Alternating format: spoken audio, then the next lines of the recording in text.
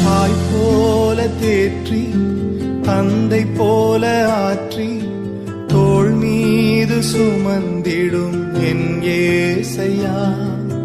தாய் போல தேற்றி தந்தை போல ஆற்றி தோள் மீது சுமந்திடும் என் ஏசையா.